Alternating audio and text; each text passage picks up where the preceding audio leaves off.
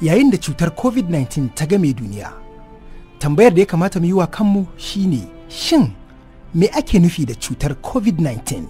COVID-19 cuta ce mai sarƙaƙe numfashi kuma ƙwayoyin halittar virus ke yaɗa ta, kuma tana da saurin yaɗuwa a bainar al'umma.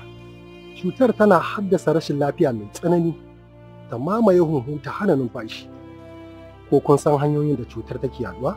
Cutar tana yaduwa ne ta hanyoyi kamar haka: da iskar da ake shaka idan mai ɗauke da ita yayi tari ko atishawa ko yawunsa ya zuba, da kuma hulɗa mai zurfi kamar gaisawa da hannaye ko taɓa abubuwan da ke ɗauke da ƙwayoyin cutar, misali kamar buɗe ƙofa da hannu da sauransu.